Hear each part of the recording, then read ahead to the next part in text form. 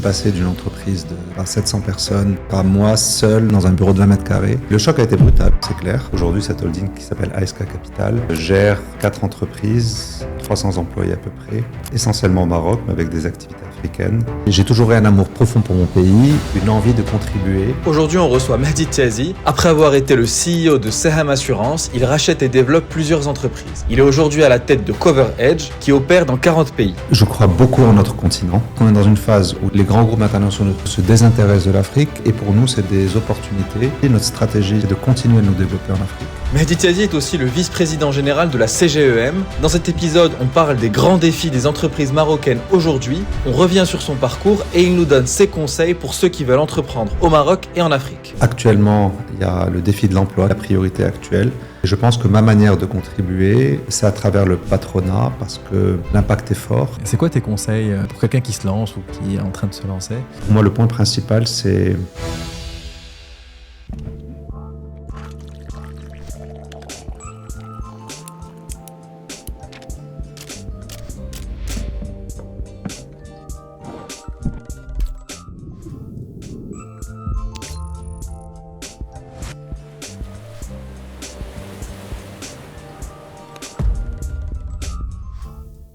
Ce chiffre m'étonne toujours. 90% d'entre vous qui écoutez ce podcast régulièrement n'êtes toujours pas abonnés à la chaîne. Donc une seule chose, si vous aimez ce qu'on fait, si vous aimez ces podcasts et que vous voulez nous soutenir, abonnez-vous à la chaîne. Ça nous aide énormément. On va continuer à faire venir des invités super intéressants et à vous proposer des podcasts de qualité. Mehdi Tiazi, bienvenue. Merci pour l'invitation. Très heureux de te recevoir dans Next Wave Podcast. Plaisir partagé. Super content de te recevoir. Alors, tu es le CEO de Cover Edge. Aujourd'hui, on a pas mal de sujets à traiter. J'aimerais revenir sur ton parcours. J'aimerais parler d'entrepreneuriat, parler du monde de l'assurance qui peut souvent paraître un petit peu compliqué pour beaucoup. Et pour le coup, tu as une très grande expérience dans le secteur. Parler de ton rôle en tant que vice-président de la CGEM, donc aussi de tous tes engagements associatifs. Donc voilà, aujourd'hui, j'aimerais revenir un petit peu sur tous ces sujets. Avec plaisir. Parfait, allons-y. Est-ce que pour commencer, je peux te laisser te présenter ? Alors, je m'appelle Mehdi Tiazi, j'ai pas loin de 50 ans. J'ai commencé ma carrière en fin 99, après une école d'ingénieur. J'ai fait du conseil pendant 4-5 ans. Puis j'ai fait un MBA à l'INSEAD. Puis j'ai intégré un groupe qui s'appelle Saham, où j'ai fait une bonne partie de ma carrière, 12 ans, aux côtés de Moulay Hafid El-Alami. Et en 2017, j'ai créé une holding qui a pris des participations, qui a acheté d'abord un courtier en assurance, puis une compagnie d'assurance, petite compagnie d'assurance, d'assistance, puis des participations dans l'immobilier et dans le service aux entreprises. Donc aujourd'hui, cette holding qui s'appelle ASK Capital gère 4 entreprises avec 300 employés à peu près, essentiellement au Maroc, mais avec des activités africaines. Et voilà. Ok, super. Peut-être avant de revenir sur ton parcours étape par étape, est-ce que tu peux peut-être nous en dire plus sur ces entreprises-là, essayer de comprendre un petit peu aujourd'hui où est-ce qu'elles en sont, et ensuite on reviendra depuis le début pour comprendre comment tu en es arrivé là.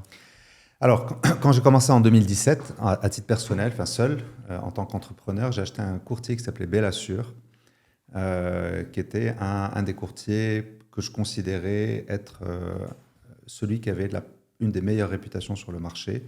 Et donc, je suis allé chercher celui que je voyais en tant qu'assureur être un bon courtier.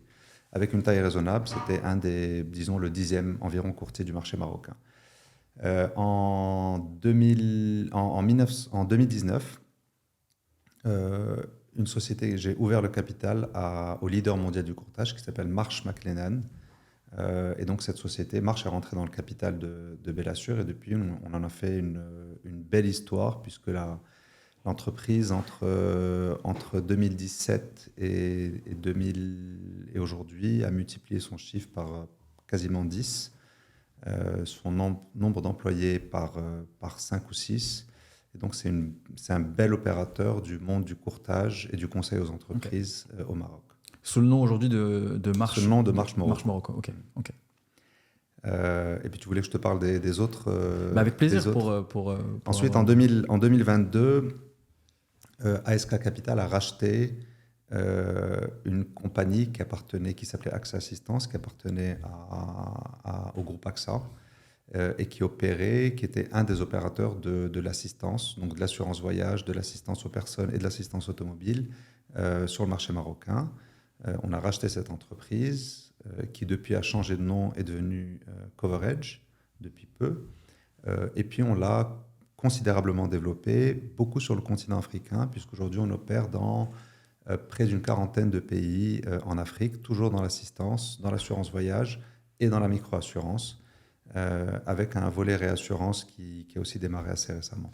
Génial. J'ai envie de revenir sur ces sujets, notamment l'Afrique, parce que je pense que c'est quelque chose de super important dans ton parcours, parce que même dans ces entreprises-là, mais aussi au sein de Sahem, il y a eu une dimension africaine à chaque fois, et c'est un sujet super intéressant, et aussi le virage aussi technologique, j'ai l'impression avec CoverEdge, avec de plus en plus d'utilisation de la technologie sur ces sujets-là, et donc je pense que c'est des sujets intéressants.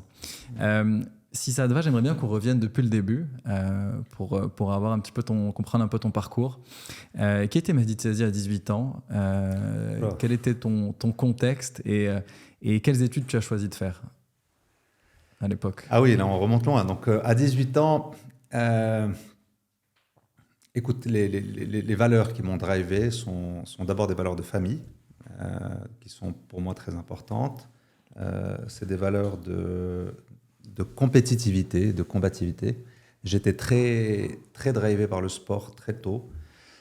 Et donc, je crois que ça a été un peu un driver tout au long de ma carrière. J'ai fait de la compétition très tôt.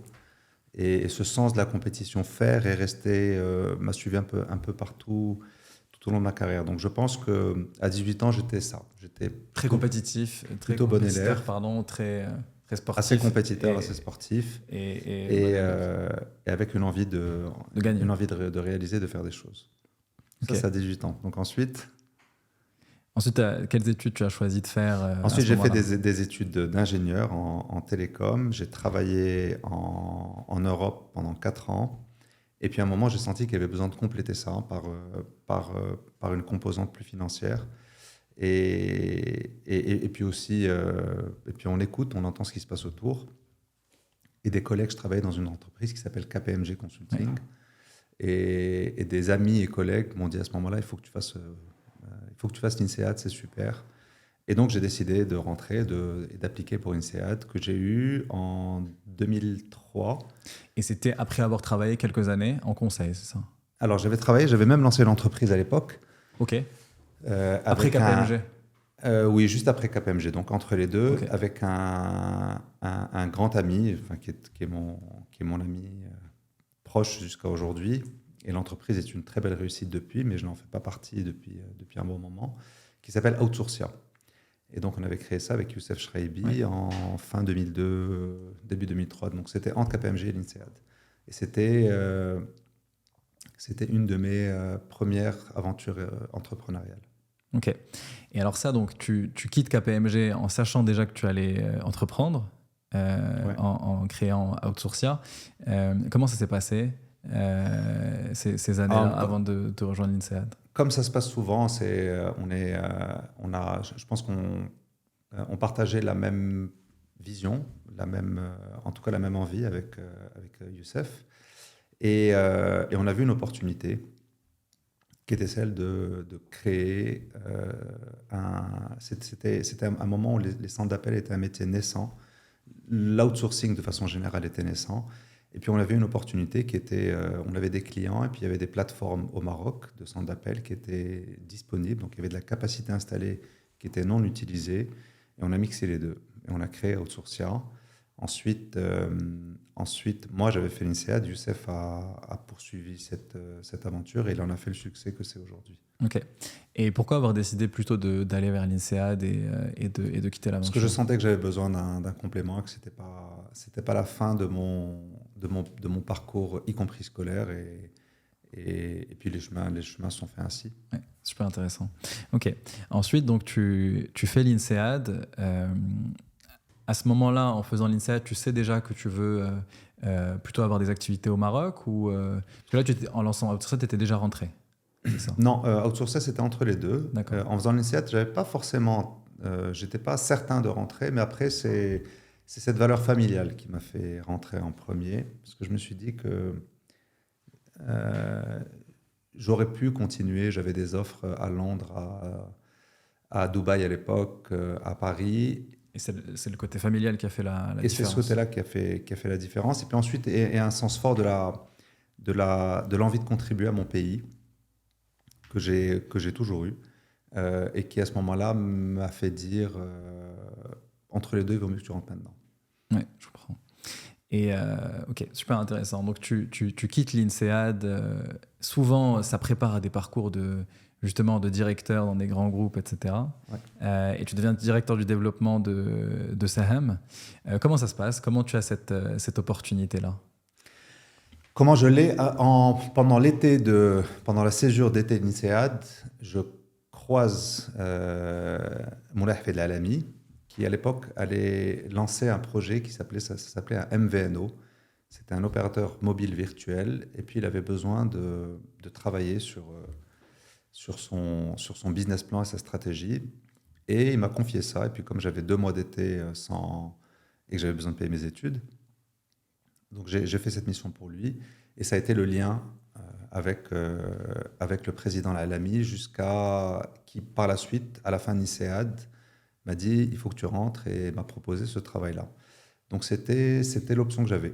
Et donc la connexion avec lui s'est faite l'été avant, parce qu'on a eu l'occasion de collaborer pendant 2 mois, et je pense qu'il a dû apprécier, et c'est ce qui a donné la suite aux 12 années que j'ai passées avec lui. Ok. Quand tu deviens directeur du développement, quel est ton rôle pendant ces années-là? Forcément, il y a beaucoup de changements par rapport à tes activités d'avant. Est-ce que tu peux un peu nous remettre dans le contexte et qu'on comprenne quels étaient tes apprentissages à l'époque? Moi, je suis rentré dans le groupe Saham en janvier 2005, et le groupe a acheté la CNIA, donc qui était la première vraie incursion dans le monde de l'assurance, en février 2005. Donc je suis arrivé en fait exactement au moment où Saham, Moulay Hafid Alami, achetait ce qui s'appelait CNIA. Et donc à l'époque, il y avait ça, il y avait une grosse activité de service avec Phone Assistance et Cap Info.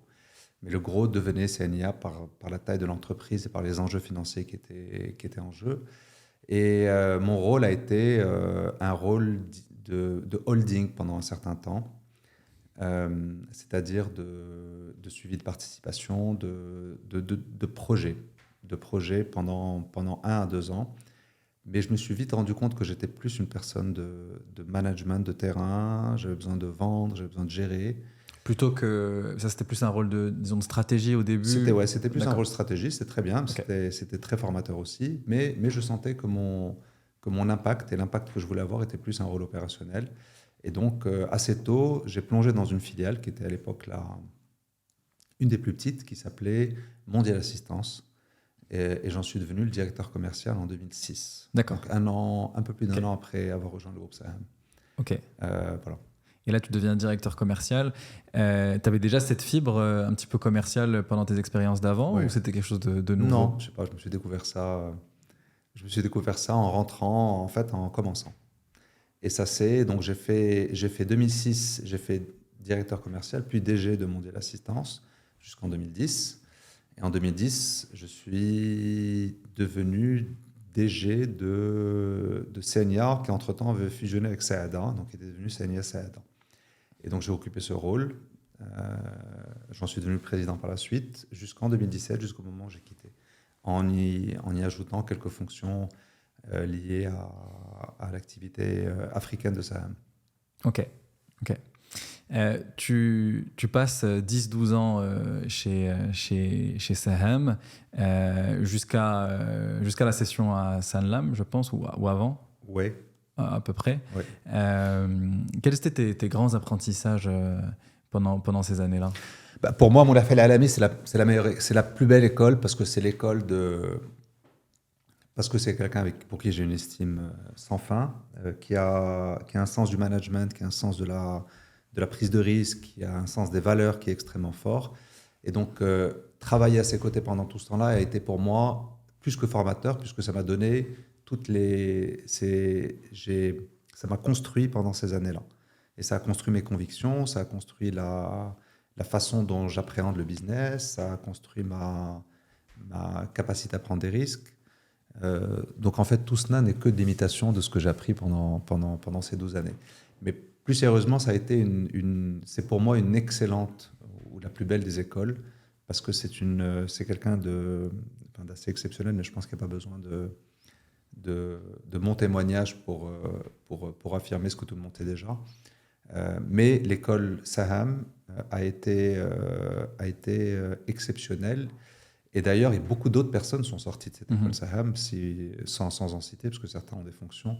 Mais si vous allez regarder dans les ex-Saham de cette époque-là, tu en trouveras pas mal.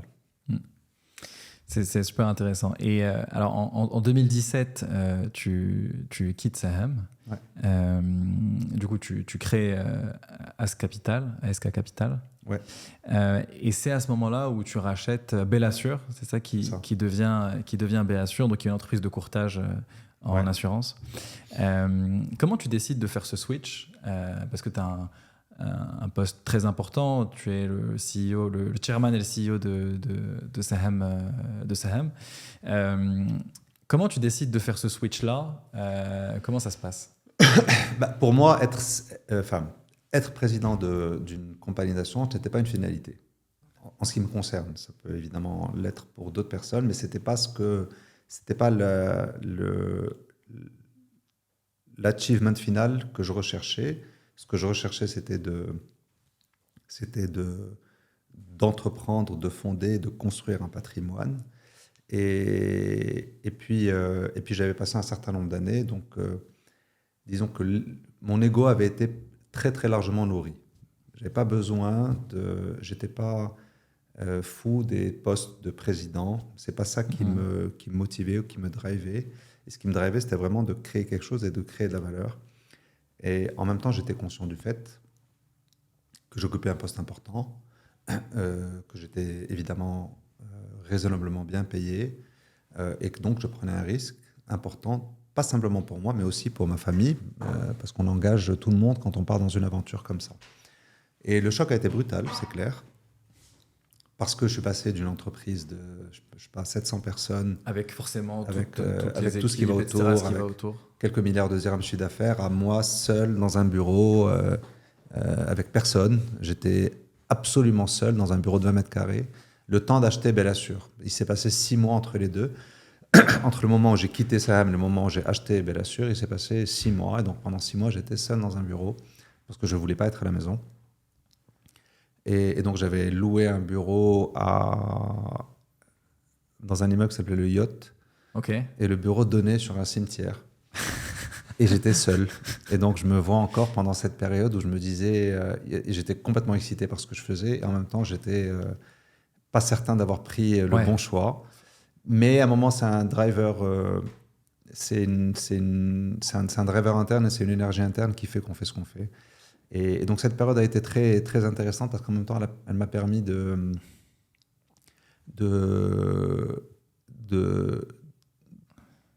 consolider mes croyances. C'est-à-dire de consolider y compris la décision de oui, parce que là, c'était face à toi-même. D'abord, c'était fait, et c'était le pire moment. Enfin, le pire moment au sens que c'était le moment où j'avais plus de job, pas encore acheté l'entreprise, pas encore bouclé le financement, pas encore bouclé la négo avec Si Mohamed Ben Khaddem chez qui j'ai acheté l'entreprise, et donc rien n'était fait. Ok. Le moment où la décision est prise, mais on n'est pas encore au. Ouais, on n'y est pas. Et donc quand on sait que ça marche encore, c'est-à-dire qu'on est encore sûr de ses convictions, ça les consolide. Et donc j'étais certain que j'avais pris la bonne décision pour ce qui me concerne. Ok. Donc là, pendant ces 6 mois-là, il y a des négociations et tu rachètes Bellassure. Est-ce que tu peux nous raconter comment tu as choisi, entre guillemets, cette entreprise, comment tu as choisi le secteur en particulier, Et pourquoi ça a été cette cible-là que tu as choisie et comment ça s'est passé aussi, l'acquisition? Pourquoi je voulais rester dans mon secteur, d'abord, parce que j'avais construit un goodwill. Je connaissais des gens, j'avais un savoir-faire dans le secteur. J'avais passé 10 ans dans les compagnies d'assurance. J'avais tout vu de ce qu'était une compagnie d'assurance. Donc j'avais un vrai un savoir-faire. J'avais un réseau, pas simplement de clients, mais j'avais un réseau d'autres assureurs, de réassureurs, de ressources humaines, etc. Et pourquoi est-ce que je me suis... Donc il fallait que je reste dans mon secteur. Dans mon secteur, il n'y a pas 50 options. C'est soit courtier, soit compagnie d'assurance. Comme j'avais ni de cible, ni les moyens d'acheter une compagnie d'assurance, et donc c'était forcément un courtier. Et de ma position, je voyais tout le marché. Et je considérais que celui-ci était l'un des plus propres, l'un des plus compétents, et en même temps la bonne taille dans ce que je recherchais. Donc c'est comme ça que j'ai été vers cette cible-là. Mais j'en ai vu plusieurs, j'en ai vu 5 ou 6. Et comment s'est passé ces mois-là de négociation, d'acquisition, etc. Est-ce qu'il y a eu des grands... Parce qu'ensuite, tu as racheté d'autres entreprises. Quels étaient un peu tes apprentissages dans la partie acquisition, négociation, etc. Écoute, pour le point... Bon, c'est compliqué de faire une négo d'acquisition. D'abord, la personne que j'avais, avec qui je négociais, est une personne que j'apprécie, que j'aime beaucoup, que je vois encore assez régulièrement. On a fêté d'ailleurs les 50 ans de ex-Bellassure et nouvellement Marche l'année dernière. Et j'ai eu le plaisir de la voir à ses 50 ans. Donc c'est une entreprise qui a été fondée en 1974. D'accord. Et qui était dirigée par le fondateur. Le fondateur jusqu'au moment de l'acquisition et même encore un peu après. C'était pas simple parce qu'il y a énormément d'émotions là-dedans. Parce qu'on achète, on achète ce qui est le bébé de la personne. Et en même temps, on était de 2 générations différentes. Et donc, on n'avait pas la même perception des choses importantes dans la négo. Je ne veux pas dire la même sophistication, parce que je ne veux pas m'attribuer le côté sophistiqué dans la négo, mais il y a des choses que j'ai appris étant des classiques d'une acquisition, et que j'ai appris et que j'ai pratiqué même au sein de Saham, qui n'étaient plus applicables. Par exemple, des garanties d'actifs passifs, ce type de choses. Parce que ça complexifiait trop la négociation et on sortait du champ de compétences de la personne qui vendait, qui vendait l'entreprise. Et donc, on a dû faire un bout de chemin chacun de son côté pour parvenir à quelque chose qui était acceptable pour l'un et pour l'autre. Et donc ça s'est pas fait sur les grandes... c'est pas une acquisition qui s'est faite sur les grandes traditions des grandes banques d'affaires mondiales, mais pour autant, ça a été un succès. Ok. Donc en 2017, tu reprends l'entreprise qui est renommée Bellassure, c'est ça? Ouais, on change un petit peu. À Bellassure. 2 ans plus tard, il y a Marsh, du coup, un grand groupe américain qui prend une participation minoritaire dans l'entreprise. Ouais. Comment se sont passées ces 2 années-là? Comment se sont passées ces 2 années-là jusqu'à que Marsh rejoigne l'aventure? Forcément, reprendre une entreprise, c'est aussi reprendre une entreprise qui a certaines valeurs, certaines manières de fonctionner, etc. Et il faut aussi mettre sa patte et reprendre l'entreprise. Comment ça s'est passé jusqu'à que Marsh rejoigne l'aventure aussi? C'est une question, c'est très intéressant parce qu'en effet, c'était pas simple. C'était plein d'apprentissage parce que M. Belkhodem est resté d'abord dans le capital, il avait gardé 20% du capital, et dans le management pendant un certain temps pour gérer cette transition-là. Et donc, on a eu une vraie cohabitation pendant ces 2 ans,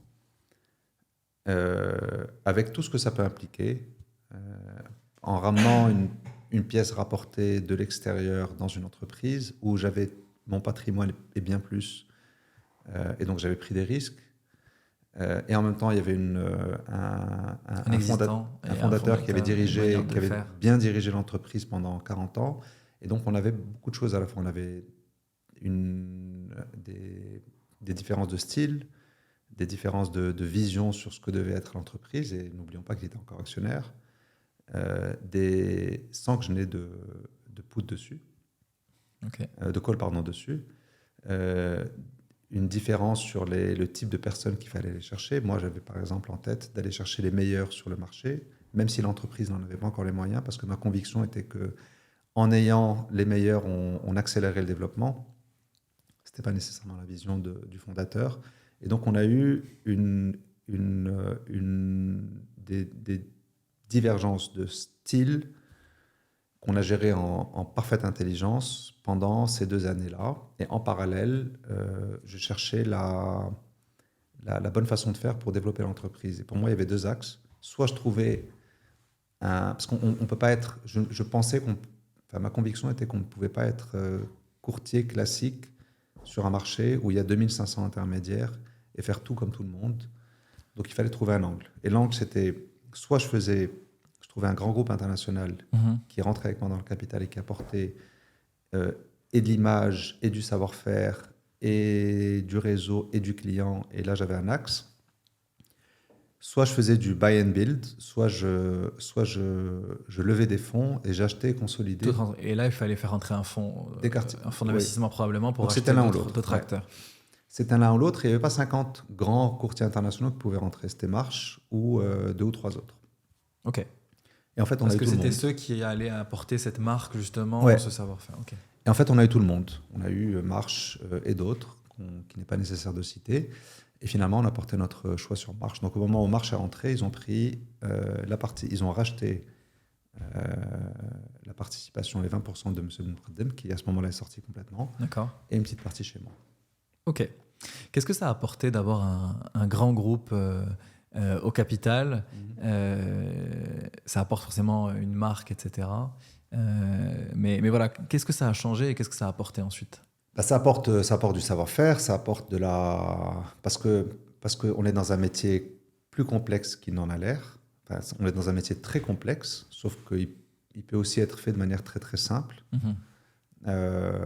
Mais on ne peut pas, par exemple, être expert de tous les secteurs, toutes les branches d'assurance, tout type de police seul. C'est pas possible. Et donc, en faisant partie de ce grand groupe, nous avons accès d'abord à des ressources dans le monde entier, qui sont elles-mêmes expertes de plusieurs choses. Enfin, chacune de son secteur. J'ai des experts dans l'énergie, dans le renouvelable, dans le solaire, dans le thermique, dans la construction de ports, dans la construction de ports en mer. Et donc là, en fonction des clients, on peut aller chercher les expertises dans le groupe. Donc ça apporte une vraie expertise. Ça apporte des clients internationaux, parce que les grands clients internationaux multi-pays ont des courtiers internationaux multi-pays. Et donc, ces clients viennent chez nous. Et puis, ça apporte un savoir-faire pour nos employés qui sont formés en permanence. Donc, ça met un certain niveau de standard que ça nous a aidé à retrouver rapidement. Ok. Et est-ce que pendant ces années-là, tu disais le fait que Marsh soit multi-pays, ça vous a poussé aussi justement à aller dans d'autres pays, à vous développer à l'international? Non, pas physiquement. Non, mais je veux dire aussi avec les partenaires. Mais on a des clients, oui, on assure des clients essentiellement en Afrique de l'Ouest,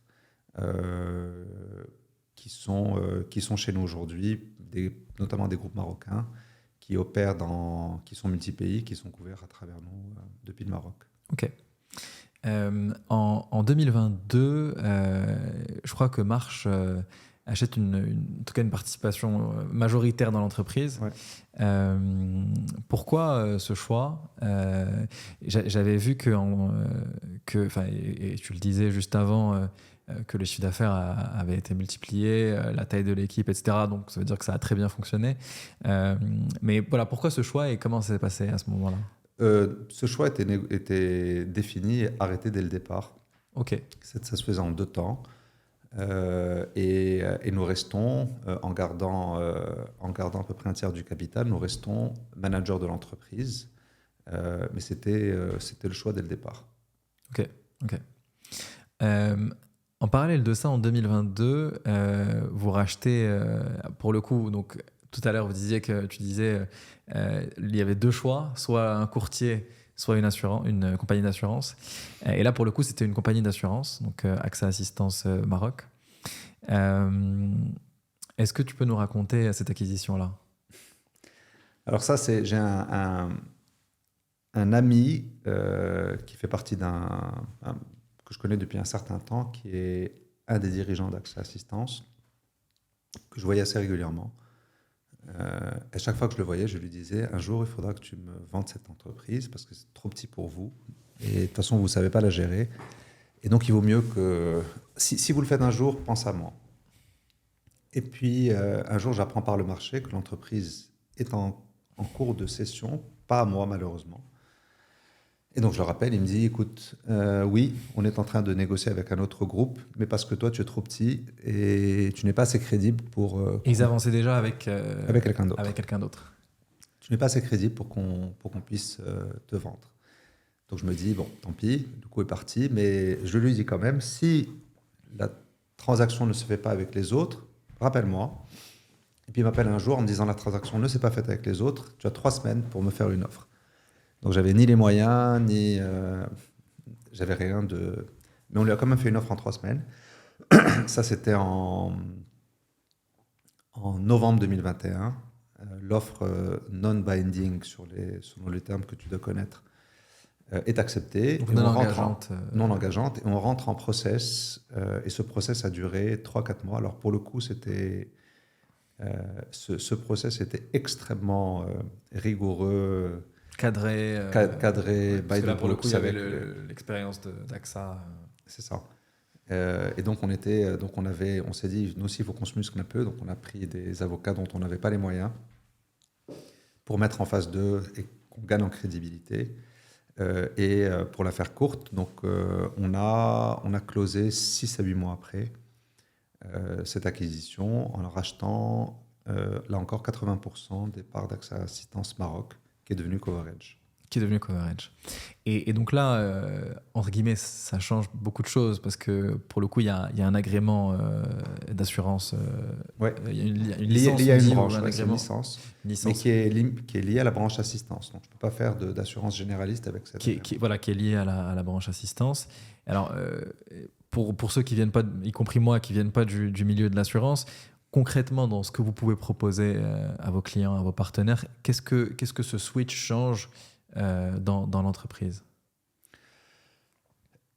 AXA Assistance Maroc, enfin Coverage maintenant, est une compagnie d'assurance avec un agrément sur la branche assistance. Et sur l'assistance, donc c'est l'assurance voyage, l'assistance automobile et l'assurance aux personnes. On le fait au Maroc et on a un agrément de réassurance aussi. Donc avec cet agrément, on l'opère un peu partout en Afrique. Je le disais tout à l'heure, on est dans une 40aine de pays maintenant. Enfin, on opère dans une 40aine de pays. Et ce qu'on vend, c'est ces produits-là. Donc c'est ce qui s'apparente en fait à de la micro-assurance. Parce qu'on vend des petites polices d'assurance liées à la personne ou liées à l'automobile, avec des petites primes, mais en masse, et principalement par des réseaux affinitaires, c'est-à-dire par des réseaux qui eux-mêmes vendent nos produits. Ouais, ça c'est super intéressant parce que donc, c'est aussi relié, je pense, à la situation en Afrique où il faut trouver des manières intelligentes, y compris pour des populations qui ne peuvent pas payer des primes d'assurance élevées. Et donc, je voyais que assez rapidement, vous aviez intégré des manières intelligentes de distribuer les primes d'assurance, y compris par le biais de fintech ou de mobile money, etc. Oui, on a rajouté, on a beaucoup investi dans la tech. Et ce qu'on sait faire aujourd'hui, c'est c'est distribué c'est se connecter à quasiment tout le monde. Donc, on a des API qui se connectent, soit des opérateurs télécoms, soit des compagnies aériennes, soit des banques, des compagnies d'assurance. On peut plugger nos produits dans des cartes bancaires. On peut plugger nos produits dans des billets d'avion. Et ça permet de distribuer beaucoup plus facilement. Donc, on peut prendre par exemple une ligne téléphonique ou une carte bancaire. Si j'ai l'opérateur, si l'opérateur est mon client, à travers, en ayant un abonnement par exemple, vous avez un produit d'assistance qui couvre certaines choses, d'assurance qui couvre certaines choses. Donc c'est de la micro-assurance. Et ça participe en effet à l'inclusion financière, à la financiarisation et à la protection des populations les plus démunies, parce que les primes sont plus faibles, sont plus petites, donc elles sont accessibles. Et elles sont d'autant plus accessibles qu'en les vendant par des canaux affinitaires, la prime est réduite. Elle se réduit davantage.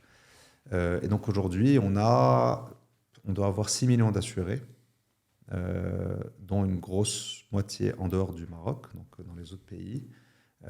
Et on déploie notre stratégie. Et notre stratégie, c'est de vendre de la micro-assurance et donc tout ce qu'on appelle micro-assurance par des canaux affinitaires un peu partout en Afrique. Okay. Et le volet techno qu'on a ajouté, c'est que, on est capable de communiquer avec n'importe qui par différents canaux, y compris WhatsApp. Donc, une personne qui se trouve au fin fond du Mozambique peut nous appeler, peut chatter avec nous et tombera sur une plateforme. On va lui répondre dans sa langue, avec de l'IA, dans sa langue, et régler son sinistre quasi instantanément, simplement par ces canaux-là. Et on est capable de payer, pareil, encore une fois, par différents canaux, cash, virement, mobile, compte mobile, création d'une carte virtuelle, et tout ça, c'est toute la techno qu'on a développée qui nous permet de nous déployer sur l'Afrique. Donc sur la techno, en fait, il y a deux parties. Il y a la partie distribution, et donc il faut se plugger à un maximum de choses pour justement réussir à distribuer. Et il y a le côté, en cas de sinistre, réussir à régler. Et là, à ce moment-là aussi, il y a toute une technologie pour réussir, en fonction des pays, à aller chercher il y a trois parties. Il y a moyens de le faire. Il y a distribuer, il y a traiter le sinistre, et il y a le régler par la suite. Et donc sur les trois, on a apporté des innovations qui aujourd'hui fonctionnent très bien et sont reconnues par nos pairs. Ok.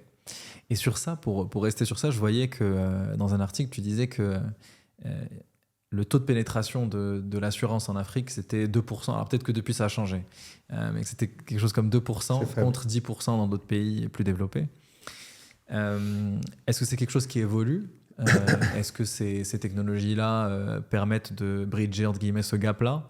Où est-ce que ça en est aujourd'hui et quelles sont les tendances un petit peu ça y contribue, mais à un moment, il y a l'échelle de Maslow, et l'assurance n'est pas au top de l'échelle de Maslow. On commence par se nourrir, par s'habiller, etc. Donc c'est clair que l'assurance vient un peu plus tard. Elle progresse toujours plus vite que ne progresse le PIB. Donc plus le PIB augmente, plus le taux de pénétration de l'assurance augmente. Mais on ne va pas passer de rien à 10% dans l'ensemble des pays africains en 5 ans. Bien sûr. Ça augmentera avec l'augmentation des niveaux de vie, avec la satisfaction des autres besoins plus importants. Mais ça veut dire simplement que, d'abord, on creuse on remplit le gap, mais ça donne de belles perspectives pour le secteur pour les décennies à venir. Avant de revenir sur les aspects technologiques qui m'intéressent vraiment beaucoup, parce que je pense que c'est un secteur où il y a beaucoup d'innovation, l'IA peut avoir beaucoup d'impact sur le traitement des dossiers, l'analyse, etc. Et aussi, je pense que c'est un secteur où en fait, on peut personnaliser beaucoup en fonction des situations. Avant ça, j'aimerais parler du switch donc, du nom de l'entreprise de AXA Assistance Maroc à CoverEdge, parce que je pense que c'est plus qu'un changement de marque, ça a beaucoup d'impact. Déjà, avant ça, j'avais vu un chiffre, je crois qu'entre 2022 et 2023, vous doublez le chiffre d'affaires quasiment, ou plus, à ce moment-là. Et en 2024, vous changez justement de marque en devenant CoverEdge. Qu'est-ce que ça change concrètement pour vous? Qu'est-ce que ça veut dire en termes de vision pour l'entreprise? Et voilà. Ça vient endosser la stratégie qu'on s'est fixée dès le départ, qui était celle d'être un assureur affinitaire. Enfin, quand je dis affinitaire, c'est un assureur qui distribue des petites polices d'assurance à la grande masse de la population sur notre continent, en y adossant un volet technologique très fort. Et ce qu'on a voulu exprimer par ce changement de marque, c'est précisément ça. C'est qu'on veut une marque qui soit assureur, techno, solide, rassurant, mais très moderne. Et donc, on a fait travailler un cabinet, une agence sur ça. On a longtemps débattu et on a fini par tomber sur cette marque. Et on voulait aussi lui donner une connotation non francophone parce que nos marchés sont internationaux et donc on voulait rester très anglophone aussi. Ok. Avant de revenir justement sur les marchés là et le développement notamment en Afrique, et d'ailleurs j'ai vu aussi que vous vouliez, en tout cas que vous aviez comme ambition aussi de vous développer même au-delà de l'Afrique, en tout cas. Ouais, disons qu'on ne se fixe pas de limite. Voilà, exactement. Si on trouve, on ira. Exactement. On n'a pas peur d'y aller et on n'a pas de complexe à y aller. Et du coup, avant de parler justement de ce développement-là en Afrique, si on revient sur le sujet de la technologie, quels ont été les grands switches et les grandes évolutions en termes d'utilisation de technologie dans cette société-là? Est-ce que vous intégrez l'IA dans ce que vous faites et comment? Ouais. Voilà, comment ça a évolué? Oui. D'abord, on a constitué un département qu'on a confié à quelqu'un de très bon et très techno, très moderne dans sa façon de voir et d'opérer, qui ne fait que ça, qui fait que de la techno, de l'innovation et qui modulo la limite de nos moyens à quasi carte blanche sur ce qu'il peut faire. Ok. Donc on investit là-dedans considérablement sur les 2-3 dernières années pour matérialiser cette innovation qu'on va apporter. Comment est-ce qu'on a de l'IA? Oui, on a de l'IA. Qu'est-ce qu'on a fait? D'abord, on a déprogrammé tous les systèmes d'AXA, et ça c'était contractuel, et on a reprogrammé, et on a décommissionné tout AXA, et on a développé nos systèmes en 1 an. On a déprogrammé AXA, donc tous les systèmes qui étaient utilisés, qui étaient reliés au système d'AXA. On a tout coupé en 1 an. Et ensuite décommissionné, ça veut dire? C'est qu'on a tout enlevé, on a mis nos systèmes. D'accord. Donc on a tout redéveloppé en 1 an. Et donc ça, c'était beaucoup de travail. Pour gérer une compagnie d'assurance, c'est complexe, donc il faut des systèmes complexes. On a tout fait. En 1 an, on a mis tous nos systèmes et coupé les 3 ou 4 systèmes qui étaient liés au système d'AXA. Ensuite, on a plugué beaucoup d'innovations dessus, y compris un peu d'IA. Je ne veux pas dire qu'on fait de l'IA parce que c'est trop présomptueux à ce stade, mais ce qu'on sait faire en IA, c'est quand un sinistre arrive, les personnes qui traitent, il y a des copilotes IA à côté d'elles qui les aident à rédiger les messages, qui par exemple, quand un Portugais appelle, parce j'ai pas nécessairement un Portugais qui va lui répondre, mais la personne qui va lui répondre va avoir de la translation sur les WhatsApp et va lui répondre dans sa langue. Il y a un peu d'IA autour de ça. Il y a l'IA qui corrige les messages, il y a de l'IA qui rajoute de l'empathie dans les messages. Donc, il y a de l'IA qui gère l'interaction que nous avons avec nos assurés un peu partout en Afrique. C'est pour ça que je ne veux pas dire, c'est un peu trop tôt pour dire qu'on fait de l'IA. Disons qu'elle fait une partie de notre travail, mais on n'en est pas à avoir plugué de l'intelligence artificielle dans nos process de façon plus profonde que ça. Et ça viendra, on y réfléchit. Ça permet d'augmenter un petit peu les équipes et les capacités, et d'aller plus vite et plus fort. Et la qualité très bien. Et la qualité. Et du coup, vous centralisez en fait avec des canaux WhatsApp, c'est ça? Et donc, c'est-à-dire qu'il y a on est en mesure de. Voilà. On fait pas sur tout. On le fait avec un taux d'adoption qui grandit, mais qui doit être aujourd'hui de, disons 20%. D'accord, super intéressant. Super intéressant. Pour revenir sur le développement en Afrique, donc vous êtes en Afrique de l'Est et de l'Ouest, vous avez développé justement l'Afrique de l'Est et l'Afrique anglophone. Ouais. Je crois que vous avez aussi ouvert un second bureau pour développer l'Afrique anglophone également. Comment vous avez développer justement l'entreprise dans ces pays-là. Forcément, il y avait une dimension africaine dès le début et l'objectif c'était d'aller encore plus fort. Mais voilà, sur la partie expansion à l'international, comment ça s'est passé? Écoute, on a ouvert enfin c'est plus qu'un bureau, on a demandé une autorisation à l'office d'échange, on a demandé une autorisation aux autorités locales et on a ouvert une compagnie de réassurance à l'île Maurice. Pourquoi? Parce que ça nous permet de couvrir de façon plus proche la partie est. Parce que d'abord on a accès à des ressources très anglophones, pas simplement dans la langue, mais dans le mindset. Et parce que certains pays, comme le Kenya par exemple, ou la Tanzanie, ou d'autres, ou la partie un peu plus sud, se sentent un peu plus à l'aise. Et donc disons qu'on donne le choix à nos clients d'opérer depuis le Maroc ou depuis l'île Maurice. Deuxième point, l'agrément à l'île Maurice est plus large. Il nous autorise à faire la réassurance toute branche.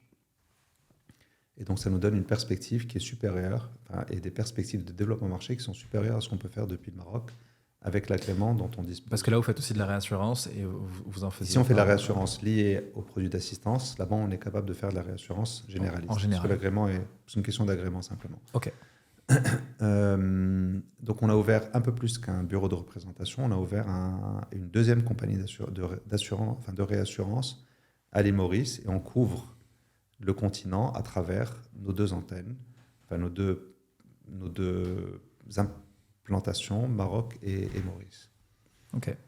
Et ça vous permet, bon, bien sûr, il y a l'agrément aussi, et ça a été important pour la partie de l'Afrique de l'Est d'être plus proche, c'est-à-dire même dans les relations avec eux, c'est quelque chose qui était important. Avec nos clients, oui, certains sont plus à l'aise, je vous dis. Il y en a qui sont au Nigeria, par exemple, il y a des clients avec qui qui ont plus d'affinité avec Maurice. En Afrique de l'Ouest, il n'y a pas de débat. C'est Maroc. Ça dépend vraiment des pays, mais ça nous donne, franchement, Maurice est une filiale du Maroc et on a une capacité de couvrir tout le continent comme ça. On a même accès à des ressources, je te dis, qui sont un peu différentes. Les ressources humaines à l'île Maurice, notamment sur la partie réassurance, ont pour certains un savoir-faire qui est important pour nous. D'accord. Les deux situations étaient différentes parce que dans un cas, vous avez fait l'acquisition d'une entreprise qui avait l'agrément, dans l'autre, vous avez créé une entreprise de réassurance et obtenu l'agrément. Est-ce que c'était un process qui était compliqué? Comment ça s'est passé? Écoute, au moment où j'ai racheté AXA Assistance, on a demandé un agrément de réassurance ici. D'accord. Que l'entreprise n'avait pas, et on l'a obtenu. Ça a été fluide, très fluide. Et franchement, nos relations, et au passage, je salue l'autorité de contrôle des assurances qui a été très réactive sur ça. À l'île Maurice, ça nous a pris un certain temps. Ça nous a pris pas loin d'un an d'avoir l'agrément. Mais on l'a eu et depuis, on opère un peu plus largement que sur l'assistance là-bas. Ok, super intéressant. Pour les prochaines années, c'est quoi les objectifs, la vision pour CoverEdge sur les 5-10 prochaines années? Moi, d'abord, je crois beaucoup en notre continent. Je pense qu'on passe par une phase où les grands groupes se sont un peu désintéressés de ce que fait de l'Afrique, pour X raisons. Et à mon avis, beaucoup pour des raisons de compliance, de surrégulation, etc. Mais on a vu des groupes sortir. On a vu encore assez récemment des banques, notamment françaises, sortir de leur participation africaine. Et je pense que nous, on a une vision qui est beaucoup plus long-termiste. Enfin, nous Marocains, on a une vision qui a été impulsée par Sa Majesté le Roi très tôt, il y a plus de 10 ans maintenant, et notamment au travers de toutes les tournées africaines que Sa Majesté a faites. Et je pense qu'on s'est inculqué, et les opérateurs économiques ont absorbé cette stratégie et l'ont déployée. Donc il y a évidemment des groupes comme Tijari qui sont très fortement présents, il y a des groupes comme BOA qui sont présents un peu partout, Il y a nous-mêmes, Saham, qui avons à l'époque, Moulafed Alami, qui avait été l'un des précurseurs et qui avait aussi très largement développé ses opérations en Afrique. On était, je pense, dans pas loin d'une vingtaine de pays au moment où on a cédé à Sanlam. Et donc nous, on est ancré, c'est notre continent, on est ancré dedans et on n'a pas d'appréhension. Les grands groupes, notamment européens, font des up and down. Pendant 10 ans, ils aiment, 10 ans, ils n'aiment plus, 10 ans, ils aiment, 10 ans, ils n'aiment plus. Donc moi, je pense que quand on est dans cette phase-là où eux sortent, ça nous donne, nous, des opportunités, il faut qu'on saute dessus. Encore très récemment, Saham a fait l'acquisition de Société Générale parce qu'à un moment, Société Générale a décidé de sortir. Tant mieux pour Saham, tant mieux pour le Maroc. Qui d'autre Olmarcom a racheté Crédit du Maroc parce que Crédit Agricole a décidé de sortir. Tant mieux pour le Maroc et tant mieux pour nous. Complètement. Et y compris en Afrique aussi, s'il y a des groupes internationaux qui partent, ça permet aussi peut-être de faire de la place dans différents marchés. Donc je pense qu'on est dans une phase où les grands groupes internationaux se désintéressent de l'Afrique et pour nous, c'est des opportunités parce que nous, opérateurs africains et marocains, on est sur notre continent. Donc, où est-ce que je nous vois? Quelle est notre stratégie? Notre stratégie, c'est de continuer à nous développer en Afrique. On est à je vais pas dire à l'affût, mais on est à la recherche de cibles. Donc si on trouve des cibles dans les moyens que nous avons, on ira dans notre secteur. Mais il n'y en a pas tous les jours. Et on ne se fixe pas de limite non plus à aller dans d'autres territoires parce que je disais tout à l'heure, on n'a aucun complexe sur la façon dont les Occidentaux peuvent travailler. Moi, j'ai rien vu d'exceptionnel par rapport à ce que nous, on sait faire. Donc, si demain, on a une opportunité qui économiquement a du sens et qu'on trouve un angle ou une stratégie pour nous développer en Europe ou au Moyen-Orient ou autre, j'ai aucun problème à y aller. Sur l'Afrique, souvent, quand on parle d'Afrique, on parle du continent en général, mais tous les pays sont très différents finalement et c'est difficile de tracer un dessin global. C'est quoi les pays pour vous qui sont les plus prioritaires pour les prochaines années qui sont vraiment vos grands focus? Écoute, nous, ça, c'est très lié à la situation de l'entreprise, mais si je regarde de façon un peu plus globale, oui, les pays sont tous très différents. Il y a des grands marchés et ça dépend des secteurs. Donc, si on est dans un secteur de grande consommation, il y a quelques grands marchés. Il y a 4 ou 5 pays qui avoisinent la centaine de millions d'habitants. Il y a l'Éthiopie, l'Égypte, le Nigeria, la RDC. Peut-être j'en oublie un ou deux. Il y a un peu en dessous en termes de taille, il y a le Kenya. Il y a quelques pays comme ça, mais globalement, il y a le prisme de la taille des marchés et notamment de la taille des populations qui est un angle de lecture. Il y a un deuxième angle de lecture qui est la santé des monnaies. Parce que la santé des monnaies n'est pas la même partout et donc les grandes difficultés quand on opère dans plusieurs pays, c'est soit la capacité de sortir les devises, soit les risques de dévaluation qu'on peut avoir. D'accord. Donc certains, par exemple, sont protégés par le franc CFA. Enfin, protégés. En tout cas, on a vu moins d'instabilité sur le franc CFA qu'on en a vu sur d'autres monnaies.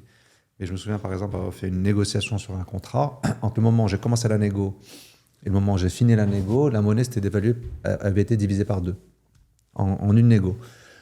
Et c'était il y a peut-être 2 ans sur la Naira. C'est fou. Ouais. Donc il faut savoir jouer avec ces composantes. Mais bon, c'est les risques avec lesquels on traite et on a l'habitude de traiter avec. Et à côté de ça, il y a des marchés qui croissent, il y a une population qui croît, il y a des taux de croissance qui sont des économies qui sont importantes, il y a des besoins qui ne sont pas couverts, il y a une empathie des gens qui n'est pas la même. Donc non, on est très content d'opérer là-bas. Génial. Il y a un autre sujet qui est super important, c'est ton engagement auprès de la CGEM en tant que vice-président. Et donc, ton engagement associatif. Avant de rentrer dans le vif du sujet et de parler justement de ton engagement dans la CGEM, est-ce que cette partie-là d'engagement, c'est quelque chose qui date depuis toujours? Comment ça a commencé? Et voilà, comment c'est venu petit à petit? Écoute, je te le disais, moi j'ai toujours eu un sentiment, un besoin de sentiment d'engagement. J'ai toujours eu un amour profond pour mon pays et une envie de contribuer à ma manière. Et je pense que ma manière de contribuer aujourd'hui, en ce moment, c'est celle-là. C'est à travers le patronat parce que l'impact est fort. Et je pense que c'est là que je peux apporter, des choses. Est-ce que c'est nouveau? Est-ce que c'est ancien? Non, je pense que c'est ancien.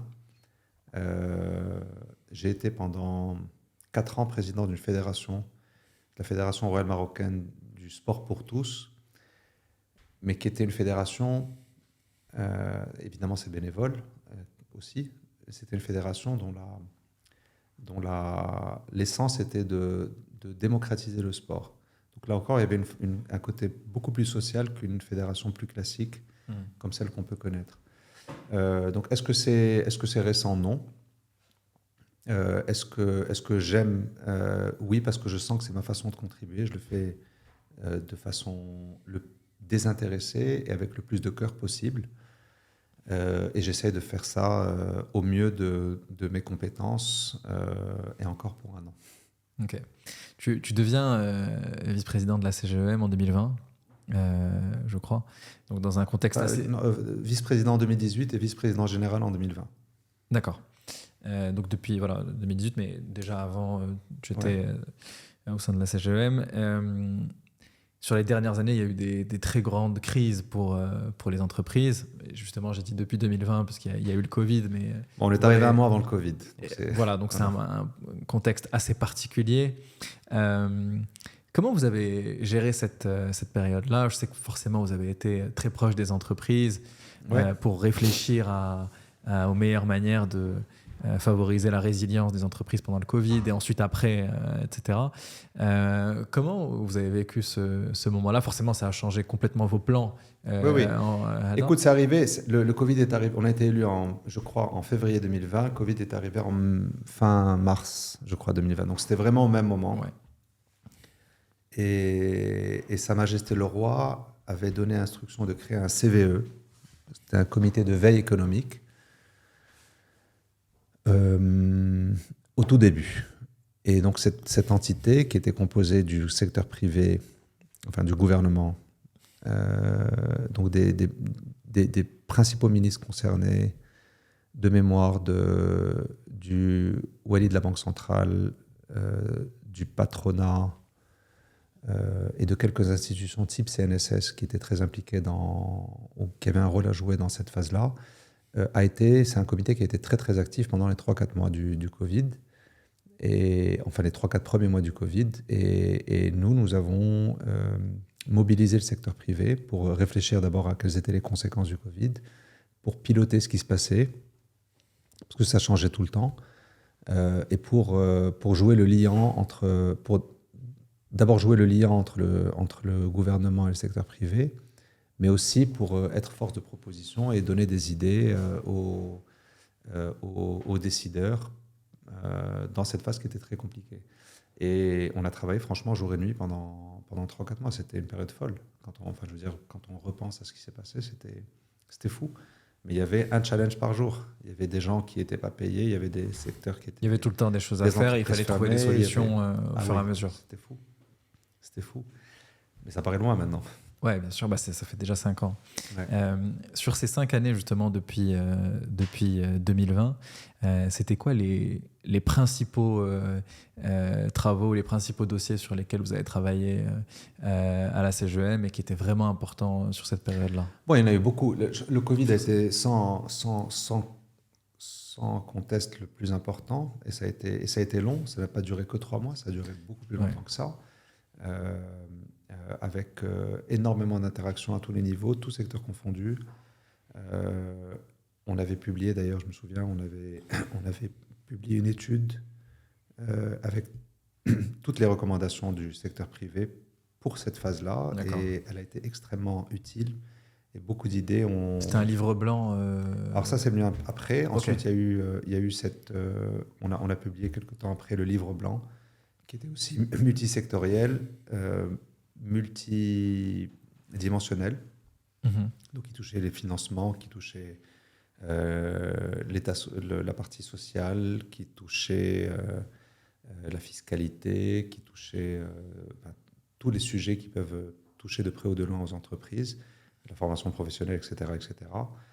Le livre blanc était aussi un moment pivot, parce que ce livre blanc, qui d'ailleurs pour moi est encore très d'actualité, donne un point de vue sur tout secteur et un point de vue sur toute activité transverse.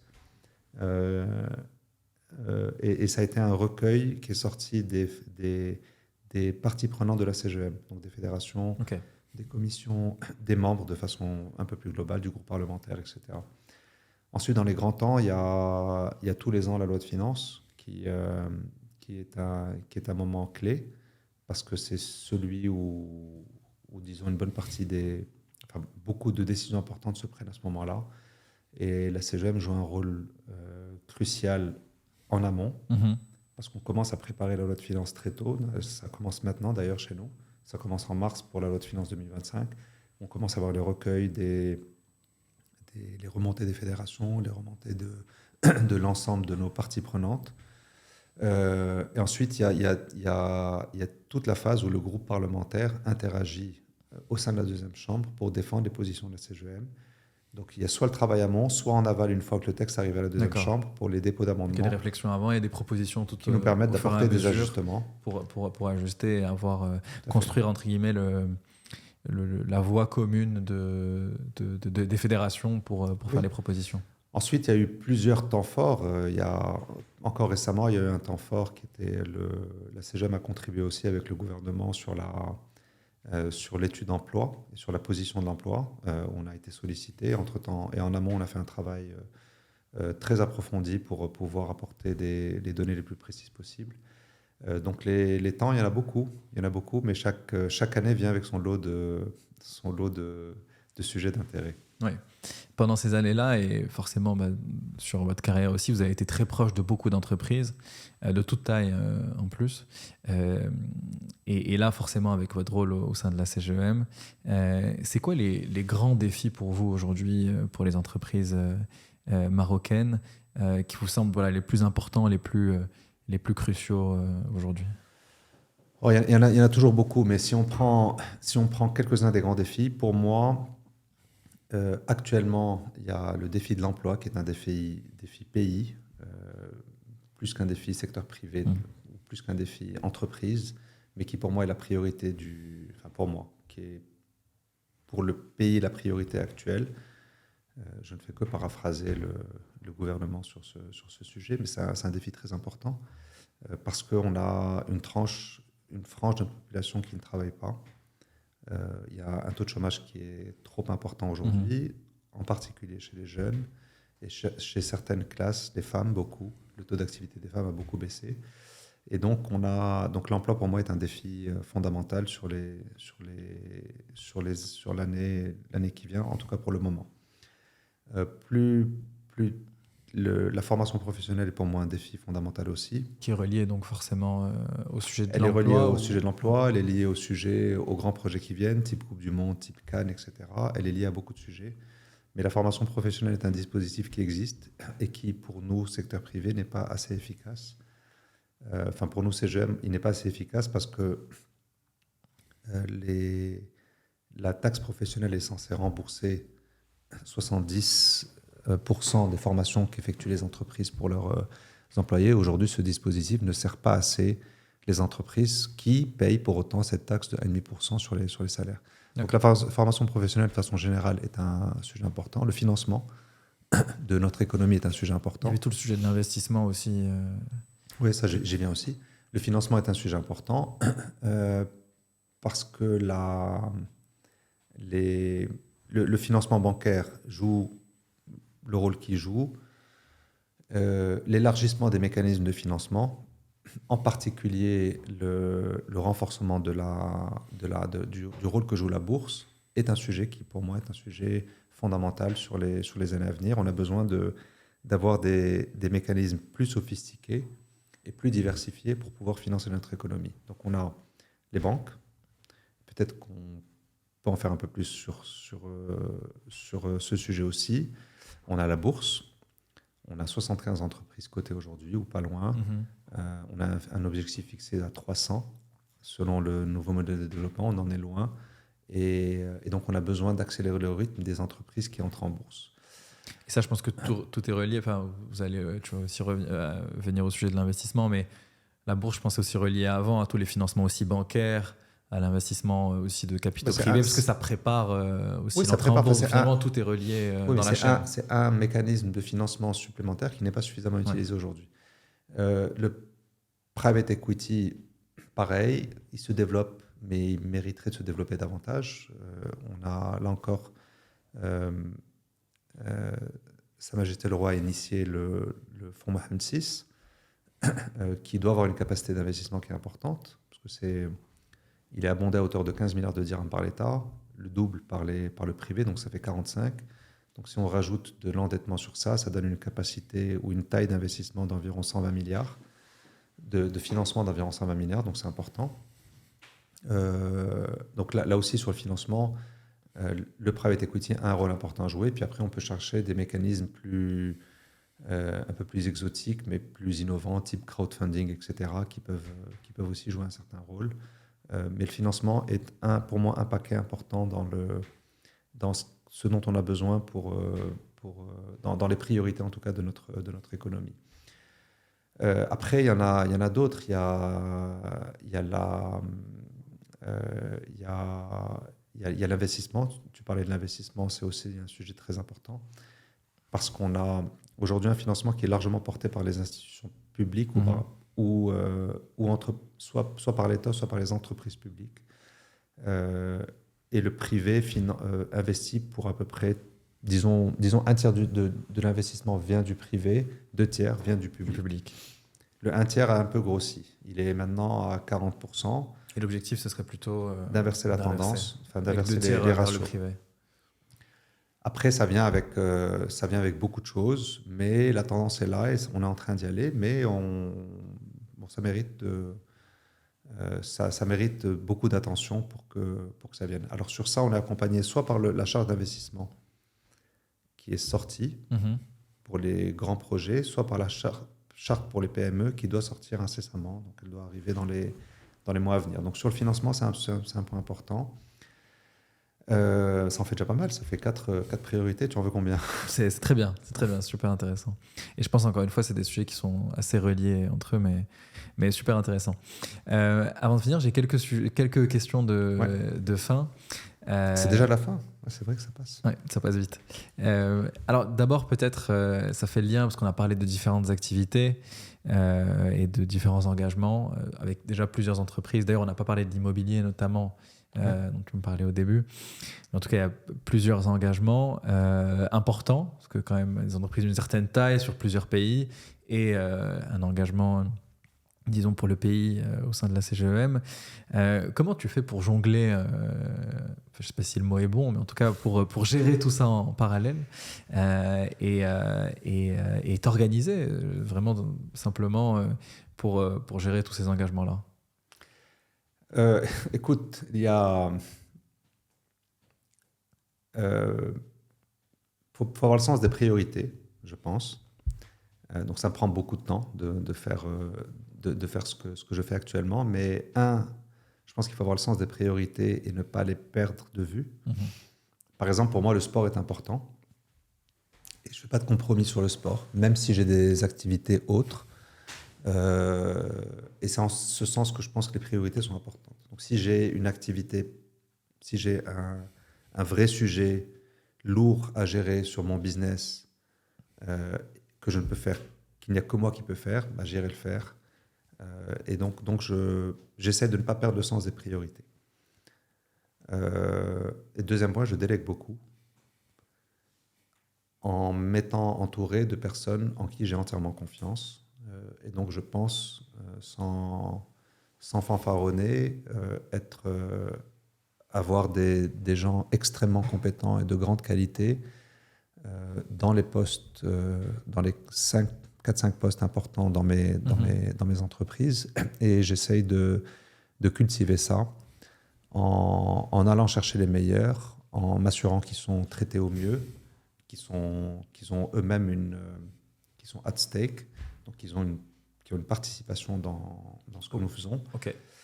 Et pour moi, c'est aussi la façon d'avoir du temps pour faire autre chose, notamment ce que je pense être là où j'ai le plus de valeur ajoutée, c'est le développement. Et c'est mes activités hors mes activités propres. Sur le fait de s'entourer, je pense que c'est un sujet super important, surtout pour des personnes aussi importantes dans l'entreprise. Est-ce que c'est quelque chose que tu as appris dans tes années chez Saham et c'est quoi tes grands conseils pour réussir à recruter et aller chercher? Forcément, c'est beaucoup de travail pour les trouver, les convaincre, etc. C'est quoi tes grands apprentissages sur ça?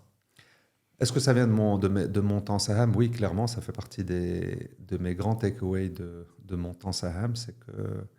C'est que Moulay Hafid Alami n'a jamais hésité à prendre quelqu'un de qualité s'il pensait qu'il était de qualité. Donc, il a toujours cherché à s'entourer des personnes qui pensaient être celles qui lui convenaient. Et regardez, encore une fois, sans citer de nom, mais regardez ceux qui sont passés chez Saham et ce qu'ils font aujourd'hui. Et tu en auras la preuve. Après, comment est-ce qu'on s'entoure des meilleurs? Moi, je pense qu'il faut savoir partager. Et donc, il faut aider les personnes à construire leur propre patrimoine. D'accord. Et pour moi, la deuxième chose, c'est qu'il faut vendre une histoire plus qu'un poste. Enfin, quand je dis vendre une histoire, c'est vendre un projet plus qu'un poste. Et par exemple, le projet que j'avais dès le départ, en tout cas en ce qui me concerne, ça n'a pas été d'acheter un courtier et de m'arrêter là, mais c'était d'acheter le courtier, de ramener un grand. C'était une étape. C'était une étape et pour moi, c'est pas fini. Pour moi, je pense qu'on a encore des choses à faire. Donc, les gens qui nous rejoignent aujourd'hui savent qu'on a encore des choses à construire et qu'on a de l'ambition pour les 10 ans à venir. En particulier dans le contexte dans lequel est notre pays, où on a des super perspectives. Tout le monde est extrêmement optimiste sur le Maroc, mais je ne parle même pas des Marocains, mais je parle des gens qui nous voient de l'extérieur, qui ont une perception de ce qu'on fait qui est ultra positive. Et je crois que ça nous donne... c'est vraiment à nous maintenant de prendre les choses en main et de faire en sorte que ça se passe. Il y a beaucoup de personnes qui nous écoutent qui soit sont entrepreneurs ou veulent se lancer, etc. C'est quoi tes conseils pour eux, pour quelqu'un qui se lance ou qui a déjà une entreprise mais qui est en train de se lancer? Quel conseil tu aurais à leur donner? Ça dépend des tailles. Ça dépend des tailles de lancement. Mais tout... Moi, la façon dont je l'ai fait, c'est que j'ai construit une expérience et une expertise dans un secteur et j'ai appris avant de faire. Donc, j'ai entrepris à la quarantaine. Il y en a d'autres qui entreprennent beaucoup plus tôt. Il y en a qui le font un peu plus tard. À la quarantaine, c'est différent. Enfin, en tout cas, c'est un modèle d'entrepreneuriat différent parce qu'on a un peu plus de crédibilité à vendre. Quand je dis crédibilité à vendre, c'est qu'on a un réseau qui est déjà établi, on connaît des banquiers, on connaît son secteur, on a un peu plus d'expérience qu'à 25 ans. Et donc, on est plus facilement en mesure d'acheter quelque chose. Ça devient simplement une question de risque. C'est est-ce que je suis prêt à prendre le risque d'acheter une entreprise et de me lancer, sachant que probablement on va me suivre, mais je lâche quelque chose de sûr pour une forme d'incertitude, avec en plus de la dette liée à l'incertitude. Donc ça devient une question de confiance en sa capacité à faire. Plus jeune, il y a des contraintes différentes, il y a des avantages différents, des contraintes différentes. Il y a des avantages parce qu'on a moins de poids, on est probablement célibataire, on n'a pas de famille, on n'a pas d'enfants, femme et enfant en général, ou mari et enfant en général à cet âge-là. Donc c'est un peu différent, on a moins de du côté positif, on a un peu moins de risques. Du côté négatif, et on a la capacité de se refaire si ça ne marche pas. Et du côté négatif, le risque de tout perdre est moins important. Parce que, le risque de tout perdre est moins important. Et au pire, on recommence. Voilà. Et du côté négatif, on a moins de bagages. Et donc, on a un peu moins de crédibilité à vendre en face de fonds, par exemple, ou de banquiers.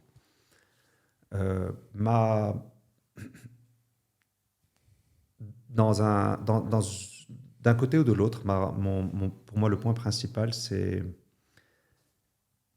de trouver l'angle. Il faut trouver l'angle qui permet de faire les choses différemment pour apporter de l'innovation. On ne peut pas se lancer dans un truc pour faire pareil que les autres. Si c'est pour faire pareil, tu viens avec trop de désavantages pour venir faire pareil qu'eux, avec les mêmes armes, les mêmes outils, etc. Pour moi, il faut arriver avec un angle d'attaque qui va apporter quelque chose de différent. Et si tu vends quelque chose de différent, tu arrives. Par exemple, quand j'ai acheté Bellassure, on a 100% des courtiers marocains avaient le même système d'information qui s'appelait, je ne sais plus quoi, Diam, qui s'appelait Diam. Et donc c'était une forme de doctrine. Il faut que tu achètes, c'est super facile, tu veux faire de l'IT pour tes machins. Tu prends Diam, tu vas chez eux, ils ont tous les courtiers du Maroc, ils savent parfaitement comment ça marche, ils savent tout faire, et tu prends aucun risque, et ça fonctionne.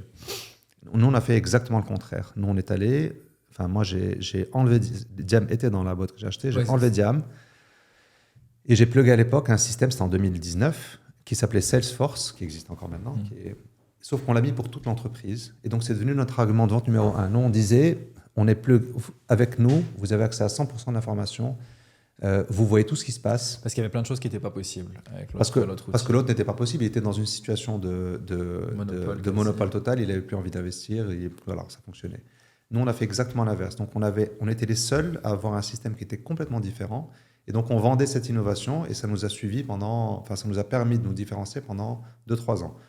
Parce que ça permettait aux partenaires d'avoir des choses qu'ils n'auraient pas eu, des chiffres. Ça permettait aux clients d'avoir le même niveau d'information qu'on avait nous. Ouais, okay. Ils avaient un dashboard dans lequel ils voyaient tous les sinistres réglés, ce qui était en cours de règlement, les factures qu'ils avaient, tout.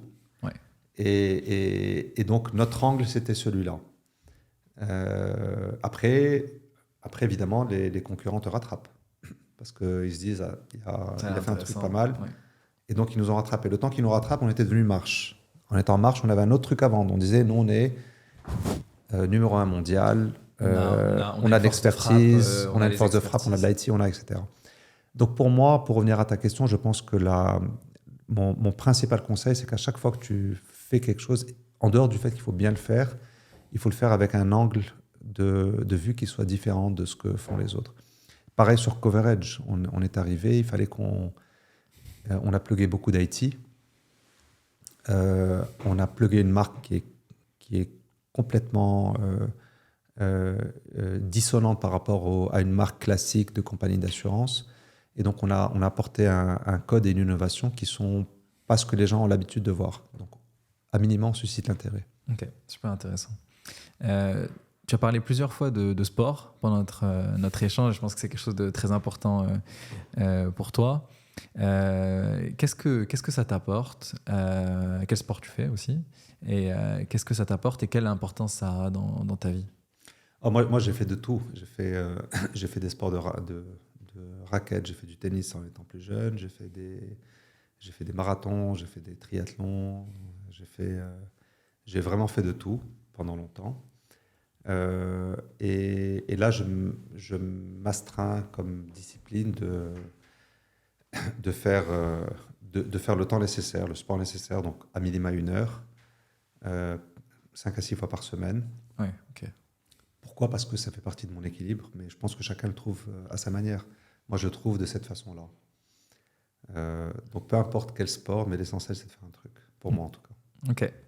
Avant de finir, est-ce qu'il y a un sujet dont on n'a pas parlé, quelque chose qu'on a forcément plein de sujets, mais quelque chose qui était vraiment important qu'on n'a pas couvert? Je suis là pour toi. Tu me dis si tu veux couvrir autre chose, mais non, pas particulièrement. Mais en tout cas, je suis ravi de cet échange. Et bravo pour ce que tu fais. C'est très innovant. C'est une très belle initiative et je te souhaite plein succès dans ça. Mais j'espère que tu en feras d'autres et tu feras plus de choses encore. Merci beaucoup. Merci beaucoup d'avoir accepté Avec plaisir. de prendre tout ce temps-là et de nous raconter ton histoire et tout ce que tu as fait. C'était super intéressant. Moi, j'ai appris beaucoup. Avec plaisir. Donc, j'espère que les personnes qui nous écoutent aussi, ça les intéressera, mais j'en suis sûr. Mais en tout cas, merci beaucoup. Merci à toi. Merci, c'était un plaisir. Super. Merci beaucoup d'avoir écouté cet épisode jusqu'au bout. Si vous avez aimé cet épisode, partagez-le autour de vous, abonnez-vous à la chaîne. Et comme vous le savez, on est sur YouTube, mais aussi sur Spotify et Apple Podcasts. Donc partagez Next Wave autour de vous pour nous aider à faire connaître ces podcasts.